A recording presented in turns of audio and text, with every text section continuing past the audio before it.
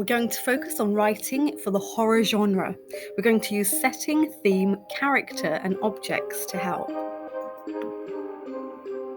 Write at least 5 paragraphs. In the first, describe the setting. In the second, describe a character's fearful reaction as she or he walk into a haunted room. In the third, describe the ghost in the room filled with mirrors. The rest is entirely up to you. Challenge. Use imagery to convey darkness and fear. Use at least one simile. Use semicolons, colons, and ellipsis at least once, but don't overuse ellipsis. Just once or twice is enough. Pause the video and begin writing.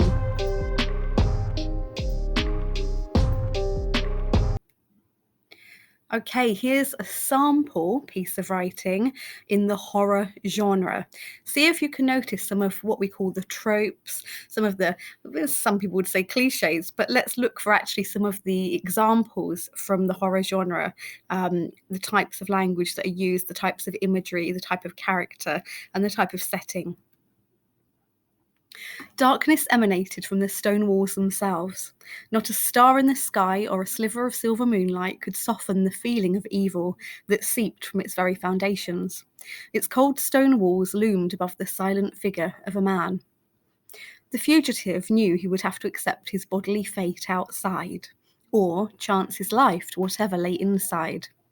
As the door closed behind him, the blackness inside was even more consuming. He was blind for a moment, until a flash of lightning tore through the night and illuminated the grand staircase before him.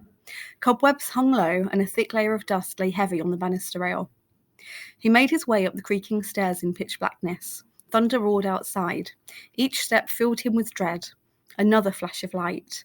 There before him, a presence that froze his very soul.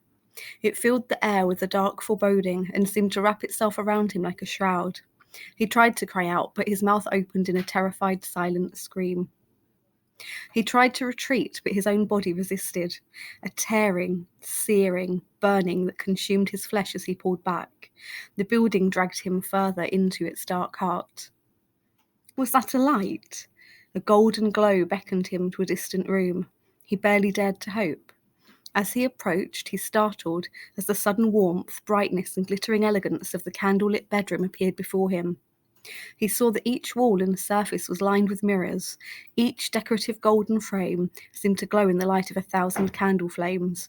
Each one framed a silver glass that seemed somehow infinite. Each one reflected back a beautiful figure who gazed at her own reflections knowingly. He stared at her. She was beauty incarnate. Long red hair flowed around her slender neck, and her reflection, he noticed in awe, showed a face with more kindness than he felt he could bear. She turned to face him. As she did so, each reflection also turned. One by one, they held him in their gaze. They stepped forward, out of the mirrors, and reached for him with long, grasping fingers. At once, he saw what was left in the silver glass was not a female creature at all. It was bleakness. It was hellish. He knew all hope was lost. As the creatures came upon him, his face began to twitch and contort in agony. He could hear the loud cracks of his bones breaking, and his lungs burned as though filled with poison gas.